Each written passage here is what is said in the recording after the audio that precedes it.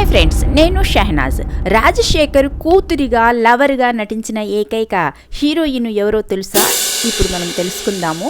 Angry man Rajasekhar మొత్తం cinema క్యారియర్లో 80కు పైగా చిత్రాల్లో నటించారు. అలాగే ఎంతోమంది స్టార్ హీరోయిన్లతో స్క్రీన్ షేర్ చేసుకున్నారు. అయితే వీరిలో ఒక హీరోయిన్ మాత్రం రాజశేఖర్కు కూతురుగా లవర్గా నటించింది. ఆమె ఎవరో తెలుసుకుందాము.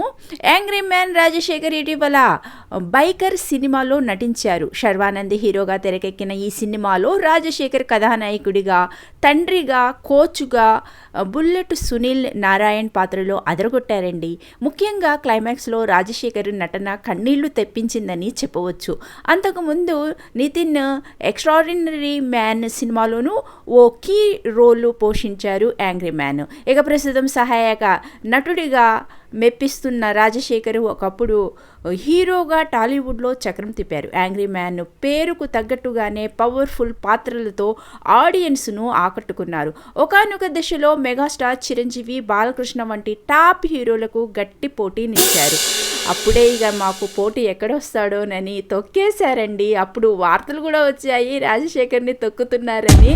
ఇప్పటి వరకు సుమారు 80కి పైగా సినిమాల్లో నటించారు రాజశేఖర్.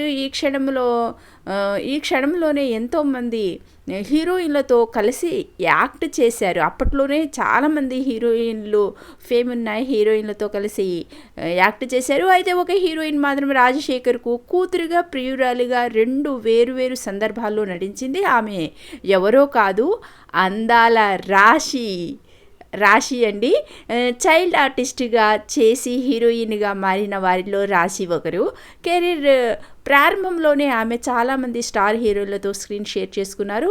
అలా 1989లో వచ్చిన మమతల కోవెల సినిమాలో రాశి చైల్డ్ ఆర్టిస్ట్గా నటించింది. అందులో రాజశేఖర్ కూతురిగా ఆమె యాక్ట్ చేసింది.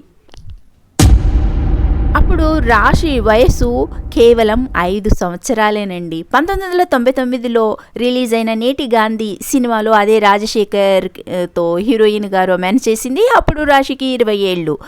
అలా రాజశేఖర్కు కూతురిగా, ప్రియురాలిగా నటించింది. ఏకైక హీరోయిన్గా రాశి నిలిచిందండి. కూతురిగా, ప్రియురాలిగా నటించింది.